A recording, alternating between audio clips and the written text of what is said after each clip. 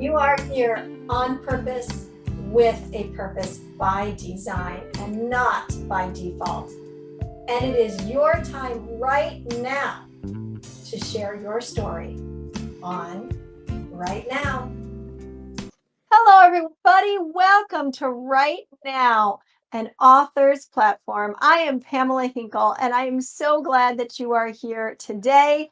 You are going to be so blessed because you are going to hear a story from an incredible woman who went from a victim mindset into a champion mindset. I am so excited to have with us today Joanna Kleier.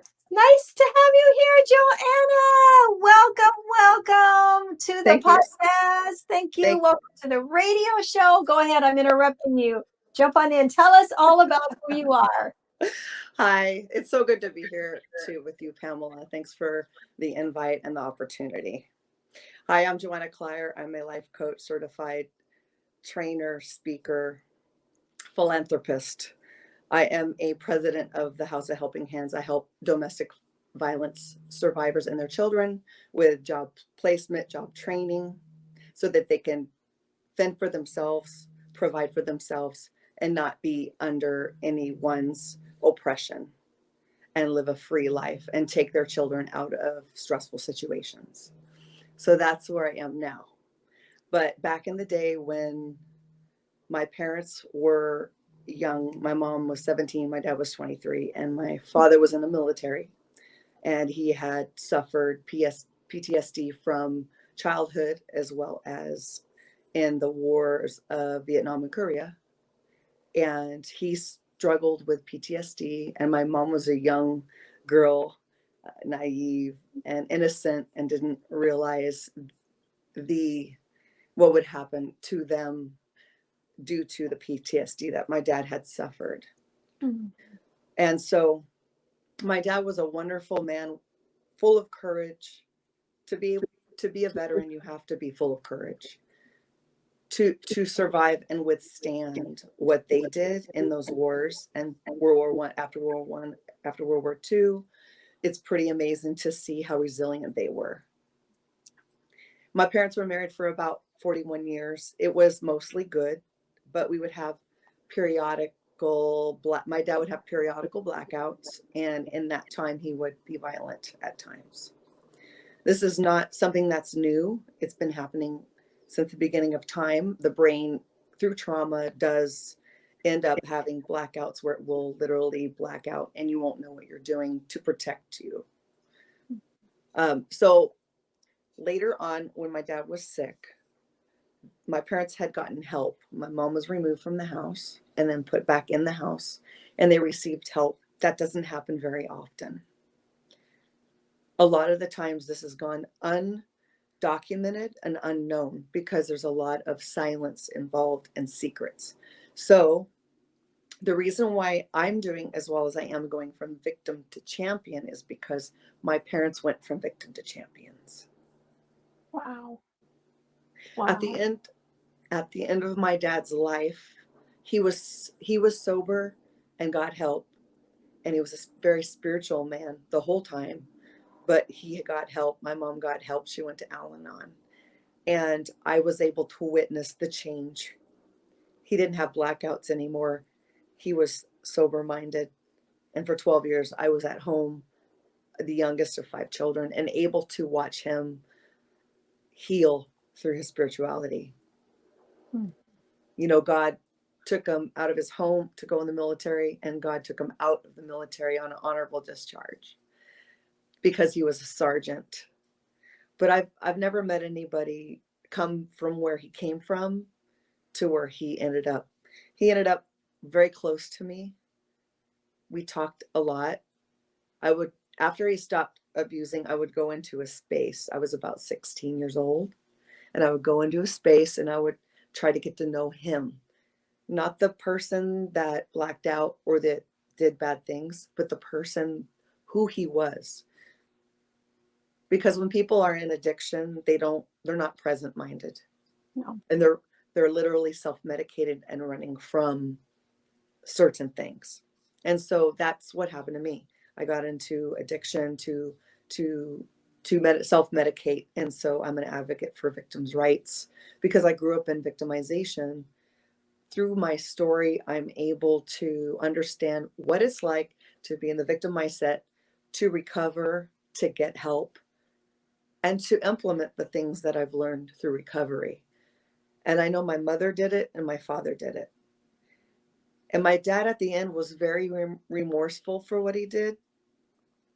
And he apologized to me personally and told me what had happened and wrote letters to my siblings apologizing for what he did. And he told me that he did feel that they should have taken him away, to go to jail or that kind of thing. He felt so bad about it. That, I felt like that must have been really hard for him to hold that for so many years, but he died at 64 and I was able to see him at the end and be there for his last breath. Oh, Joanna. Wow. And because they had courage, I just have this feeling that even though that I went through addiction, even though I tried to find what the answers were, I just couldn't because I didn't have the tools. Because there was still, in our previous generation, there's still a lot of anger. There's still a lot of unforgiveness that goes on. And so I've had to really work through a lot of that, be in acceptance, be in the present, not be in the past, not be in the future. And through all my classes that I've taken the last couple of years, I've been able to process a lot of this negative energy into a positive state, learn how to ignore the negative forces outside, and then just be calm and present. It's a work that takes every day. Oh, sure. Absolutely.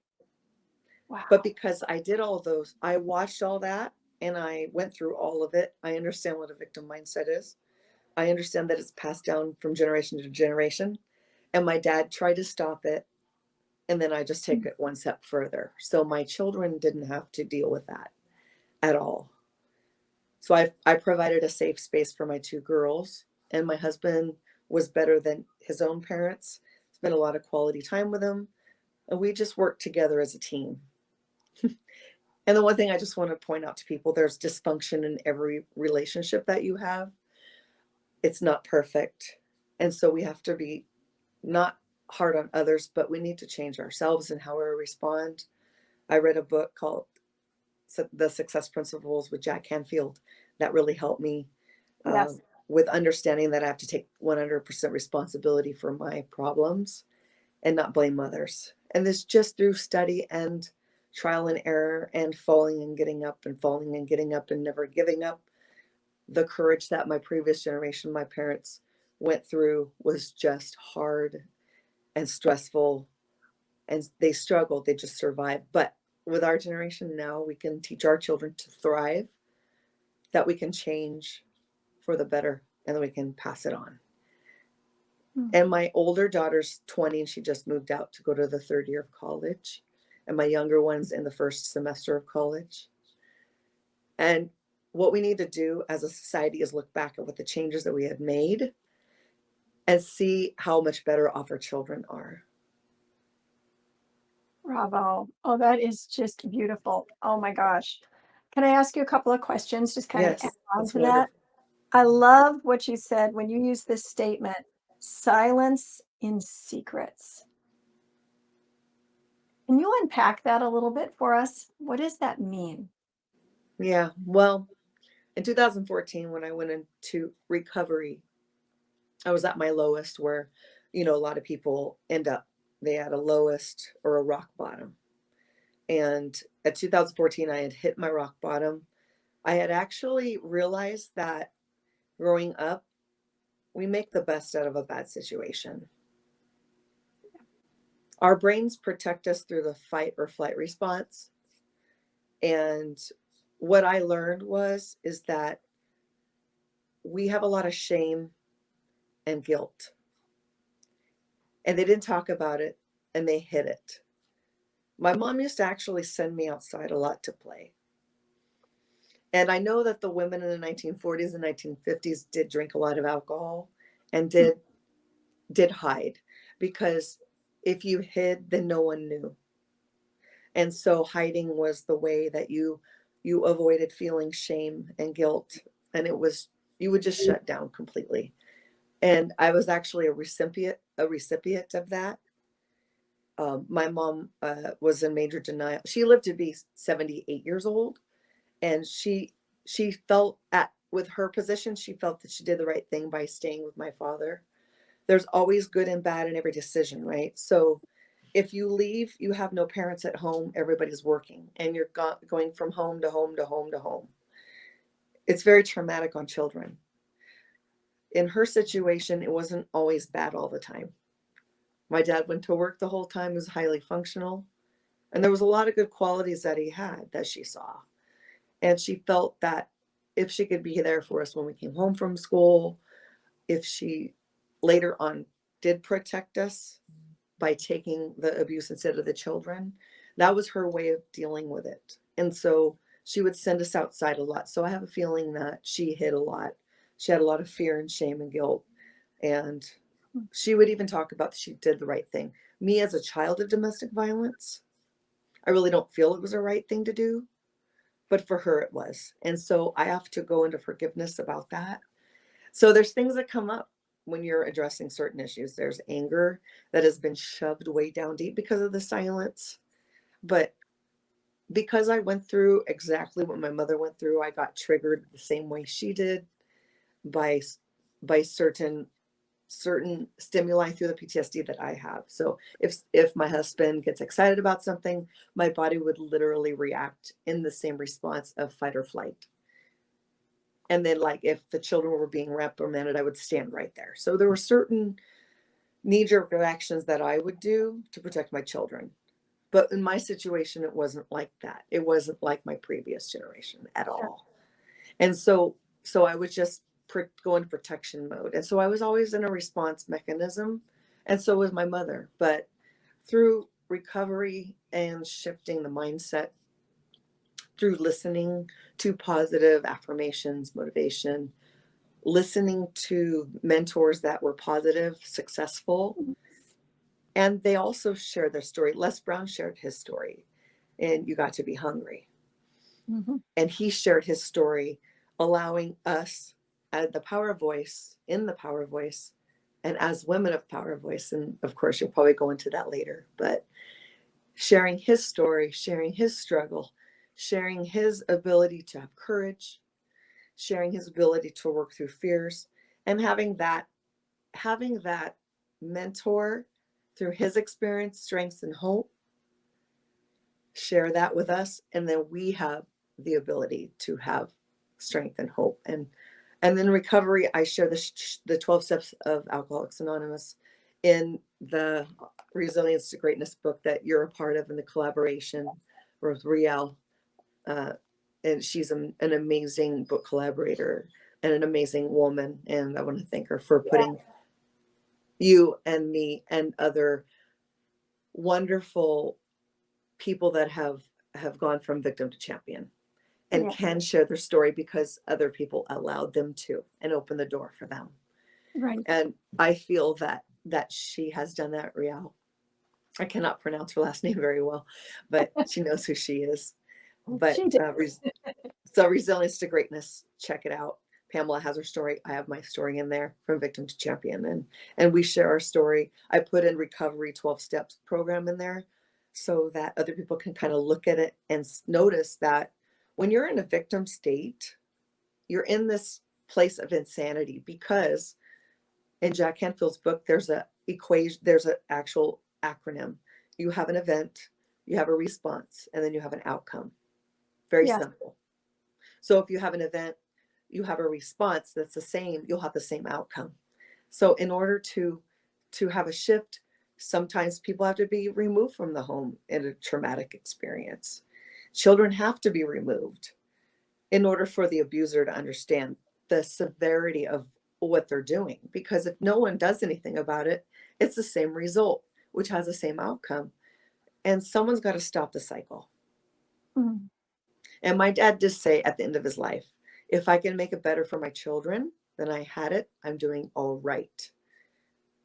And when you come to the end of your life and you know it's not going to last that much longer, that's where the rubber hits the road. Wow, that is so true. And I liked what you said about your mom. For her, it was right. And that really struck me when you said that, because I don't think anybody gets up in the morning. Well, we'll just say qualify that. I would say most people, 99.9%, are not getting up in the morning thinking about how they can make somebody else's life miserable. I think that we do the best with what knowledge we walk in the light we have, right? And we walk in, as you put it, this silence and secrets. Like, this is not about, oh, I have a secret, don't tell. It's about what happens when we keep pushing down all. It's like those beach balls in the water, in the swimming pool or in the lake. And we keep pushing them down, keep trying to hide them. There's all this rumbling and current underneath, right? We're trying to push everything down. And then our bodies react, our minds react, everything reacts. And I love how you put it, that your mom did the best that she knew how, and your dad knew the best that he knew how. It wasn't that they were trying to be, they were purposing in their heart to do wrong. And if we can get a handle on that, and I can relate with that because of things that went on in my home, especially with my father, that my father never intended. That wasn't his dream, was to like make my daughter and my family miserable. And like you, at the end of his days, I was there with him and walked him home into heaven. And so I totally get that. And I had to come to that, Joanna, where it was like, listen, either I get to know the man, or I just know the reputation, and I have a choice as to what I'm going to know, and then develop a relationship that is safe within those boundaries. And that's a big step to have an awareness to arise to be able to truly forgive, and then see them, as I like to say, as heaven sees them, right? And that's what I'm hearing you say, is that you had to walk through your own journey, had to unpack some stuff, had to learn some things. And then part of your coming into this champion, being a champion in life, having that champion mindset, but being a champion, so much of this seems to evolve, if I'm understanding correctly, through your story of realizing that mom and dad weren't out to get you, that they weren't just bad people or dumb or whatever a person would label that, just abusers, but that they had their own story. And you even said, I wrote it down, that this is a generational thing that just gets passed down. And I mean that with all sincerity, everybody listening and watching. We're not just talking woo-woo, high pie in the sky, like some generational thing, spiritual. We're talking about it not just as a spiritual thing, but as a physical thing, that it does continue to flow down until somebody says no more, and then breaks that chain, literally, with heaven's help. And you talked about your dad being a spiritual man. But then we can be spiritual all we want. We have to make the change. We have to choose to do the work, right? And you said your dad started it, but that I'm paraphrasing, your dad started it, but that you completed it. And that you now have your generation, your children now, that are growing up, first generation. They're not victims. They don't even have that mindset to contend with. They are champions from the get-go, and their children are now their second generation champions. That is so cool. And I want to flip that picture out to everybody and say, hear what Joanna is saying in her story. Her story is amazing. We're going to hear more about it. But what she's really teaching us is that not only can you flip the switch and make the difference by what you're choosing to think on, mom and dad were this way or that way, but begin to see them through heaven's eyes and all that stuff we've already talked about. But what that then not only does for you, but what that does for your family, your children, your grandchildren, whoever is in your life, your partner, spouse. You said you started by with your husband, or the father of your children would be like reprimanding the kids, and you would be like right there, in a fear mentality, repeating that cycle, right? And then it was like, no, I have to come up higher. I have to see it differently. And because you did that, you were part of that chain reaction to pass on a generational blessing to your children, and not continue the generational junk. And I just want to applaud you for that. And I've taken such great notes of what you said. And I believe if you guys out there don't have your paper, I always have my paper and my pen, because these guests, they take us to school. Joanna, you're taking us to school today. And I so appreciate you being just so transparent. And I want to say that Joanna and I know each other through the Power Voice, through John Tallarico and Thinking into Results, and also through Riel Kunini. And I might have said her last name not quite correct. But hello, Riel Kunini. I'm close, and I know you're proud of me right now because I said it, Riel.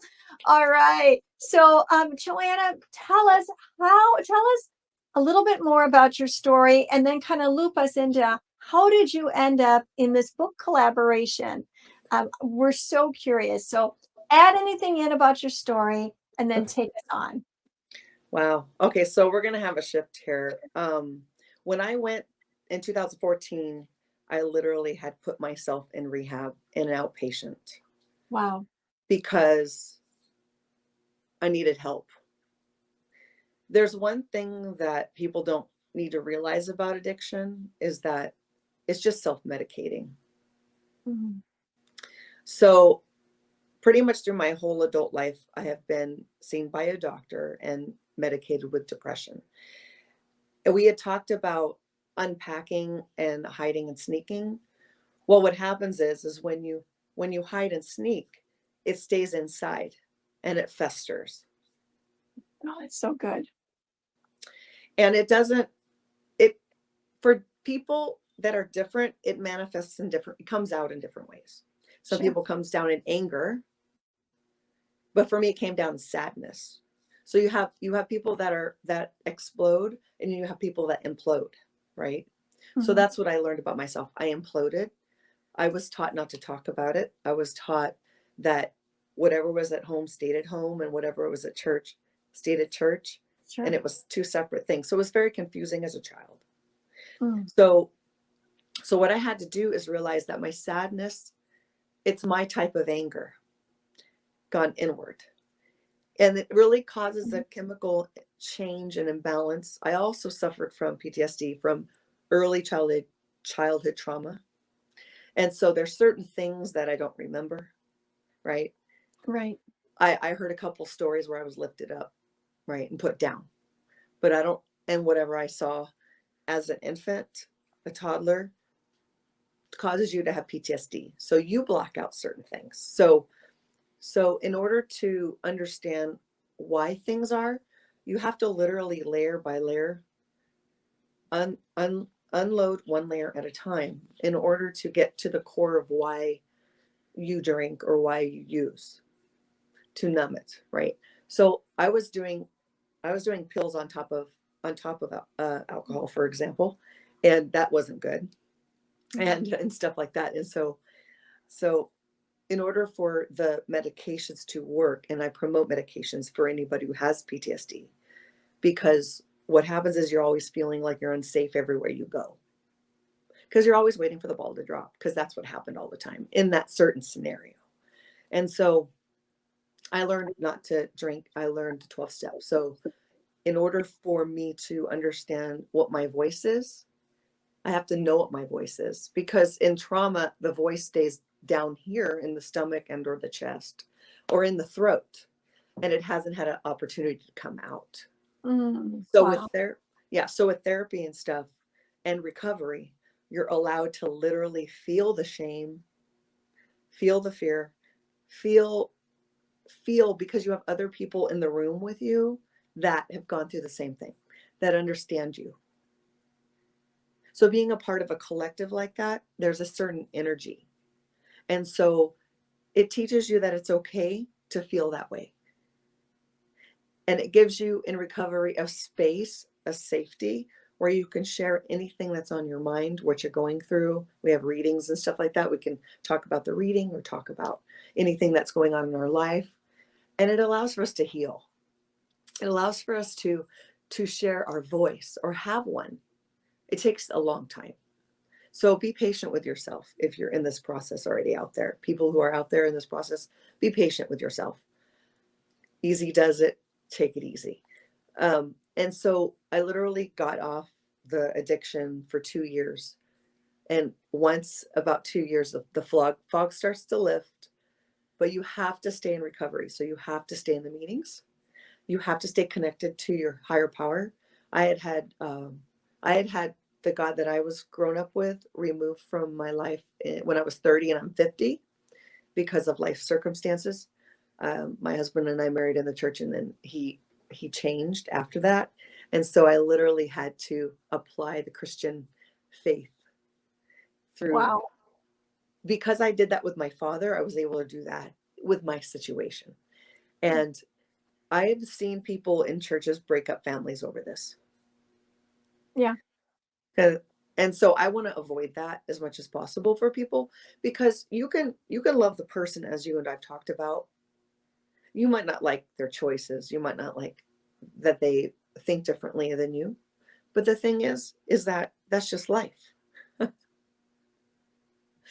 It's just life. And so in my story, I literally put myself in, because it was either I go into rehab, take time off work, heal. I was out for 5 months of work, and then I was in bed for 4. So this process is very difficult. It's very painful, but it's necessary. Yeah. So I just tell people, remove yourself from bad situations and just get help. Start at 12-step, get some help. That's what I did. And then after the years, I've done the program, right, for recovery.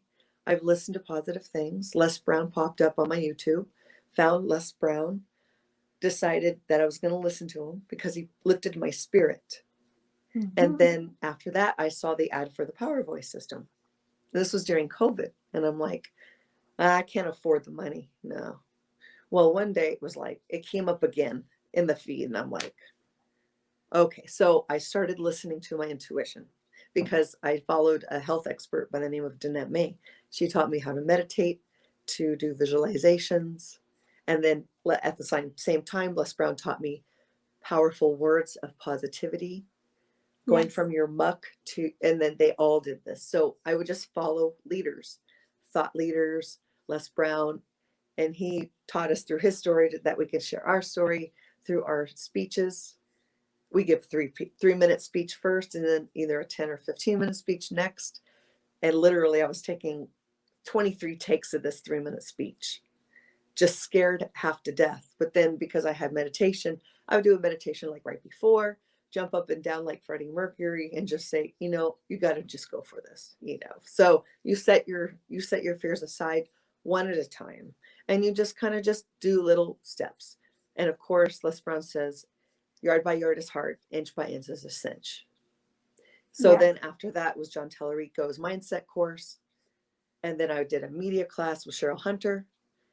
And at that time, I got a phone call from a vice president of House Helping Hands. She said, we want the same thing. And so she taught me to be a board member. And then I became the president, because the previous president stepped aside. And then after that, I started the Main Seed Consulting Group with John Uglu, where we bring people on and we make commissions and stuff like that. Bring people on, we give them a life coach certification, we train them how to give speeches. And because I went through all those steps of recovery over a 3-year period of time, then I was able to get to the point where I am. So I've done probably about 5 book compilations. The first one that came out was Resilience to Greatness, and that's actually a great beginning for me as a new author. And then there is Hunger for the Hustle with Jake Fowler. He was a part of the first 20 speakers in Power Voice system. And there's a group of us in that one. And then there's another one that I'm part of with Above Average, Andy Audette. So I was able to recently go to an 8-hour class in person, 8-hour training through him. And then the next day we all got on stage and we spoke for 6 minutes. That's so amazing. And it felt so good. So what Danette May taught me was follow the intuition to what you have. It's either a God, people call it different things. So I don't necessarily have the Christian faith belief system, but I have a higher power, right? Mm-hmm. And so I don't judge people no matter what they believe, Muhammad, whatever religion they have, that works for them, just as long as they're not hurting themselves or anybody else with it. So I go into acceptance that I can't control anything but myself. So anything outside of that, through my healing, I understand that I have to be in acceptance. For those viewers out there, there's acceptance prayer is a very good one. And then the Serenity Prayer is what helped me go back to work in my traumatic experience, go back into that space and face it and work through it, and then end up getting out of it, right? Because when you're traumatized, it just triggers you from old pain, and then you take it, and then you're a victim, and then you transfer to champion, but you have to decide that you want that. So it's possible. As Les Brown says, it's possible, and you have to listen to your inner voice, to which we did not get from our previous generation. Listen, and I just roll with it. The opportunity comes up, you know what? The money will come. The money will come, right? Just as long as I do the work, just as long as I face the fear. And the biggest fear I have left really right now, and I'm just going to share this, is my forgiveness. Because forgiveness is the number one thing that keeps people from moving forward. Number one, forgiving yourself, and number one, forgiving the people that have hurt you. And coming to an understanding that you need to forgive them because they did the best they knew how. So my story is, and I'm not alone in this, in the Power Voice system, there's over 1,000 members, 1,200 members that have been able to watch Les Brown and his story, watch his unfold. And the reason why he started it was because he did not speak on stage for 14 years because he didn't have any degrees. He didn't think he could do it. And the only reason why I'm doing what I'm doing is because he expressed his voice and his story and what he's doing. Lisa Nichols, Jack Canfield, Pamela, there's, and John Tellerico. The universe is speed, and we have to listen to our inner voice. A lot of people think it's woo-woo, like you talked about, but that they're just in denial about having their own emotions because they're not used to having their own emotions. In the past, we're used to being a collective, a we. We're not a we, we're individuals. We have our own thoughts, feelings, and emotions. And in our previous, we were just like we. There's like no between the end of me, Pamela, and the end of you. There was just none of that. We were all clumped up into one group. That's not the truth. The truth is, we have our own thoughts. We have our own minds. We have our own hearts. We have our own wants. We have our own dreams. And it's not the other person's. And you have to learn to not listen to the outside world. You have to learn to listen to what your voice is telling you. Listen to what your story told you. Just listen. And then you can heal from there. You just have to be in tune. Instead of being triggered, you have to be in tune. And I learned that through Kristen Brooke because she wrote a program. There's a lot of people that take their pain and turn it into their passion. Yes. Yes. Oh, that is so good. I love that. Don't be triggered, be in tuned. I love that.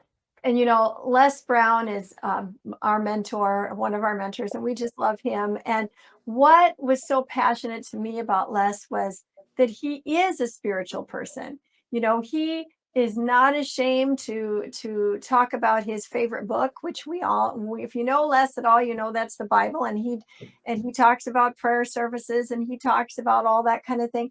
And he was not ashamed of it, just very bold about it, and talking about how and imparts that to others.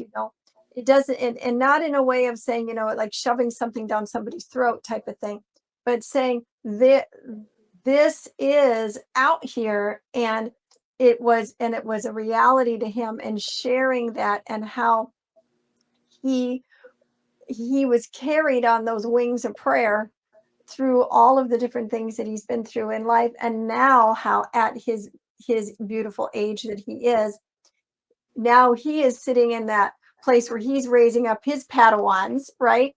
And really giving all the glory to heaven for doing that. And to me, when you said, I wrote this down, that you, where did it go? That you said that you had to apply Christian faith, or apply um, Spiritual. the spiritual. You had to apply it, and really, I think about that. That is what Les has done for all of us. That he's lived out applying it.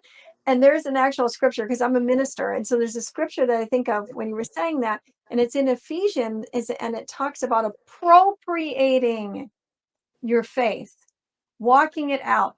And so how it is so easy in religious circles, and I say religious just meaning no, I don't mean it as like you're Lutheran or Catholic. I'm just saying where it's a do this, don't do this list, don't don't, this is it. And there's no freedom in there, that people can get boxed into a system, even within a church or a community of any kind like that. And then when you remove that, like you said in your life, you had that removed, that system removed, you had to learn how to appropriate faith. And I just want to shout that out to people in general that are listening and watching today, that it's you can't go to church because the church is in you. And that, as Les Brown has taught us, that if we can rely, we have to rely on something higher. And for me, that's God. You've heard what Joanna is saying for her, and but what I'm saying to you is, to you as an audience today, is we we have these higher mental capabilities, we have these faculties, we have all these things that are God given, heaven driven, and we can make a choice to live beyond the victim mentality. And Joanna, you have given like just such richness here. And I love how I wrote this down, that forgiveness is number one. And how transparent of you just to talk about that. Like, forgiveness is number one, because it's so easy for us to say, I forgive, but we haven't unpacked or processed that. Like, forgiveness is an act of the will, right? Like, I can choose it before I might feel it. But to walk through that, and there's that word again, appropriate it, and let it unfold and unpack in our lives, to the place that whoever hurt you, you might not want to go have lunch with them. Maybe you do. Most likely you don't want to go hang out with them. But you really come to a place where, like you said with your dad, that you could just be with him at the end of his days, and there wasn't all of that silence in the secret anymore. And how you have learned to give voice to all these areas of your life, and acknowledge them, and turn them and be in tune with them, so they're stepping stones and not stumbling blocks. That is so amazing. And this is what you wrote about in the Resilient to Greatness book, which, by the way, I love that book. I'm part of that book, but I have read Joanna's story, and she is giving you some high points today. Her story is phenomenal, how she was led and how she was guided by heaven, and just the education that Joanna has to help people that are in those situations. And I want to know, since you've been a part of this, you brought your story and you're in this collaboration, and now you're on the other side of it. You're here today, you're out talking about the book, people are reading the book. How has that changed you? What has that done for Joanna? Well, it makes me want to write my own book. Yeah. It's like taking a bite of your favorite dessert, the first bite, and then you're like, wow, that's pretty good. I think I'll eat more. Mm-hmm. It's the thing about fears is that it's false evidence appearing real. So what I really learned is that I'm my worst enemy, and that I get in the way of my growth. Yes, me too. And it's once you start, it's like a domino effect. So once you start with one fear, you'll look back, wow, I got through that. Or even there's actually been 15 things that you've gotten through that you didn't even look at at all. I got through my childhood. I raised beautiful children. I've had a job for 32 years. Me personally, I've fallen, but I got back up. And you did all those things, and now you're helping people. It just opens the door to help other people know that they could do the same. And like I said, there's 1,200 of us, and there's a whole bunch of us doing a lot of good things with our gifts that we've been given. Putting programs together, podcasts like yours, everything that we can do to help more people around the world. And our leaders and our mentors paved the way for that. And even our generations, past generations, they have come a long way. I get a lot of people telling me it's really bad right now. Yes, it's bad right now. But when you're going through war or post-war and you're coming home, they just brought our troops home from Afghanistan. These veterans are going to need help. We have been over there for many, many, many, many decades. Right. And, everybody's got their own opinion about whether we should stay, whether we should go. You know what? My mother had to decide, should she stay or should she go? It's a hard decision to make, but someone has to make it. Right. And when they make it, as a leader, I was listening to a motivational speech, because Les Brown has this app called Les Brown app, whatever. And I downloaded it, and he was saying that in order to be a leader, you have to be the leader. You can't look at it as a 90-degree angle. He said you have to look at it as a 360-degree angle. And you have to weigh everything in there before you make a decision. Yeah, you got people down here complaining because they're a bunch of victims, right? And they did tell us that the bottom is crowded, right? So we have to really change our thinking, and we really have to change how we do things, because if we keep everything the same, status quo, we're going to have the same result. And it works for politics. It works for government. It works in our house. All these same principles that you talked about, spiritual, they still exist. Mm-hmm. Natural laws of the universe, they're still there. Energy is all around us. Right. When we're around a negative person, we feel negativity. It's just the way it works. It's science. And so I really have really taught myself not to even listen to family members, because that's what Les Brown said. You're going to have people that go against you. You try something new, they're not going to like it. I want to tell you guys out there in the general public, the people that don't want you to do it are the people that can't do it. They're literally projecting how they feel onto you. And you just can't receive that. And there's a quote, you probably know it more than me. It's like water on a duck's back, right? Yes, I love that one. It's a great one. Because just because they don't think they can do it doesn't mean you can't do it. Right on. And I have listened to other people, what I can and cannot do for so long. I just got sick of it. And if they're okay with their life being that way, if they're okay doing what they're doing, that's fine. But it's not okay for you to tell me what I can and cannot do. Especially if I'm passionate about it. If the other person has a problem with it, I have to let that go. And I have to learn how to do that. I can't save the world. I can only save the people that want to be saved. Right? Right. So true. And the fear is what keeps people from doing that. And not everybody's courageous. There's a lot of scared people out there. And we share a story in these books so that they can understand that they can have an awakening, right? Yes. Have an awakening and a realization through other people that they can do it. It's gone on for centuries, since the beginning of time. Mentors, leaders doing the right thing and having a wonderful response and a wonderful outcome. And it happens in our lives, and it's happened in theirs too. But we fail to focus on the positive things. 85% of our thoughts are negative. So really, about learning a language, you got to repeat it over and over again. You're wonderful. I am awesome. I am grateful. You have to do that over and over again until you start believing it. Oh, it's so good. And I love that, because, it is so easy for our human little brain to go right down into the negative, isn't it?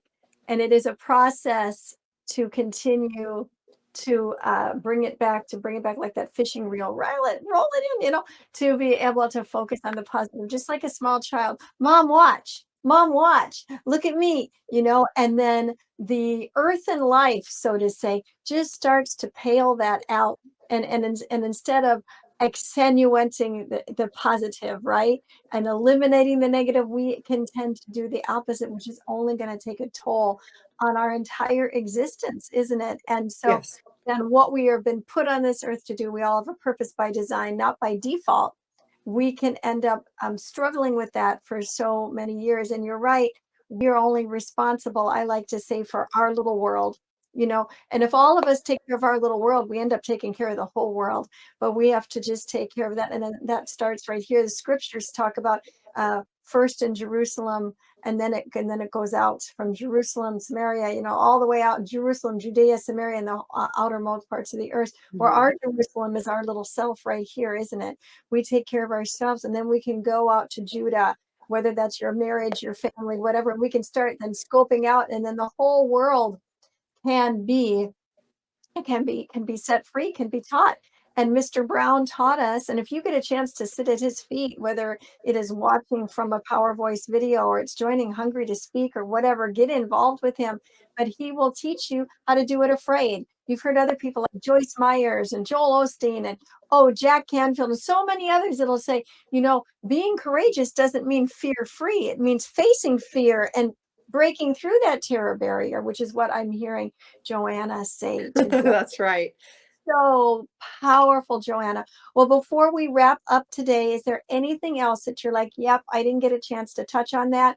Please take advantage of this time here and do that, and then tell our viewers and our listeners how to find you. Okay. Well, since I help domestic violence survivors and I'm a child of domestic violence, I just want to send a message out there. You can remove yourself from an abusive situation. Find a friend, make a plan where you're going to go, pack a bag. I mean, you don't have to tell anybody where you're going except for that one friend, but don't take it, because you are beautiful and wonderfully made. And I just want to stress that. You might not feel it right now, but you're going to feel it because you want to, right? Because you have that choice. You don't have to stay in that space of victimization. You don't have to. And so I want to make sure that you guys understand that. You have the abilities. You need to just listen. Listen to your intuition, your higher power.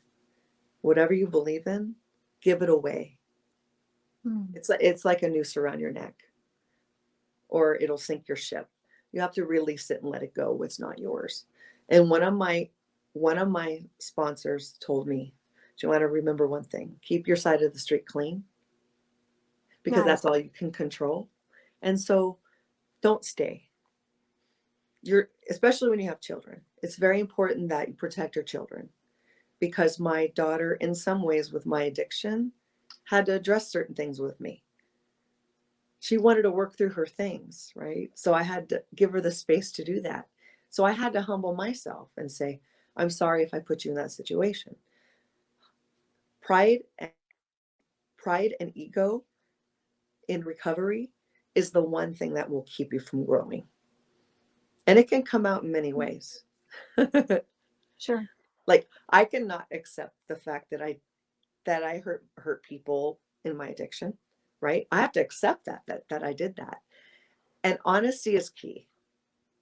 Only in a safe environment, with a safe person, in a safe group, a recovery group, and or getting treated with medication, with your physicians, and going into some recovery groups. There's a bunch of them out there for every addiction you have. Overeaters Anonymous, they have everything. So I just want to encourage those who are feeling hopeless. It can stop it with you. It stops with you. Yes. And if you're having difficulty, listen to Les Brown, your YouTube.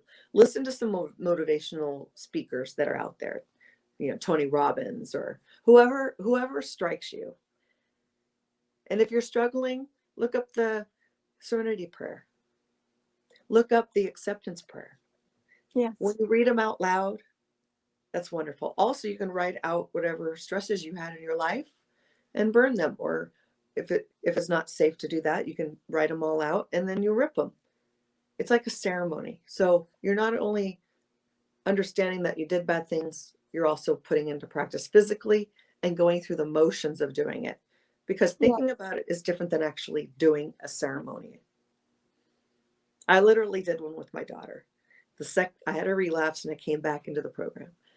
And I literally had a thought, I need to do a ceremony with my daughter. She's old enough now, she can understand. So what I did was I just poured I poured it down the toilet, flushed it, and I said, you're out of my life. And she goes, you're out of my life, And you know what? If we put aside our pride and ego, we work on ourselves only, it's a miracle. Miracles happen. Yes. Oh, and you're going to remove yourself from that person. You don't have to take it. And so that would be my first thing. That's awesome. And how do the listeners and viewers find you and get the book? Hi, yes. You can go on Google, Resilience to Greatness. Rial Panini is the collaborator, and my story is in there, and Pamela's story is in there, and a few others. And I want to thank all those who contributed, because once you share your story, someone's going to pick it up, read it, and apply it to their life. Yes. And also, I'm on Instagram, Jojo Kleier, at Jojo Kleier. I'm also on Facebook, Joanna Kleier. I'm on LinkedIn as Joanna Kleier. I'm a motivational speaker as well as a transformational life coach. Because if I transform my life, I can help somebody else transform theirs. Amen, sister. And then also, I'm a part of Mupo Entertainment. So if anybody wants to have a show of their own on our platform, it's a full service. Go to mupo.com, or you can reach out to me, DM me, and I can tell you about that. There's also Believe in Your Dreams Network, and they're more of a spiritual television network, and they have all different kinds of shows on there. But we're a full service in Mupo Entertainment, so you could either have your own radio show, you can have a book publishes, a record label. We have a school, so once you sign up for the membership, $7.99 for the whole year. Every year, you get your own bandwidth, your own server, your own station. So we're equivalent to an NBC, we're equivalent to Hulu, and so we're bigger than Netflix. Woo! So as a matter of fact, what's going to happen is we're going to be launched soon by Carl Sabatino, who launched NBC, Kelly Clarkson, OWN, and Ellen DeGeneres Show. So we're working very hard under Michelle Mupo and Jessalyn Pearson and and myself. Never done this before. Michelle's going to teach me everything I need to know about the entertainment business, and Carl's going to teach us classes on how to be broadcasters. And so just the whole thing is just so exciting. So to go from victim to champion is scary, happy, sad, glad, mad, everything in between as a human being. But you have to choose positivity. You just have to, because all of the other stuff will literally take you to illness and sickness and death. And so it's either life or death. So choose life. Choose life. Oh, I love that. And I love how we're closing this out, because you started with talking about your dad's story and how it affected you, literally the victim. And now ending on this champion note with you talking about broadcasting and television. And like, do you guys see the transformation? This is huge. Grab a hold of this. Thank you so much, Joanna, for being here today. This has been so good. I've got like a full page and a half of notes. You definitely took me to school today. You've taken all of us to school today. Make sure that you follow Joanna, learn more from her, get involved with Mupo Entertainment. They're an incredible group of people. I am also connected with them and so appreciate all that they're doing and helping so many people out there. Thank you, Joanna, and thank you to all of you who have been here today, whether you're on YouTube watching us, hello, or you are listening on the radio or by podcast. We appreciate you. And just know, it's your turn. right now. You have a purpose by design, not by default. Go on out there and keep being the salt and the light everywhere you go. Bye. Bye, guys. Have a great day.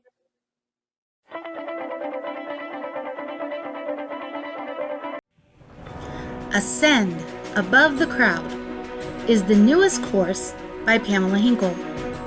Ascend is a self-paced email course that will come directly to your inbox and will change your mindset and your life.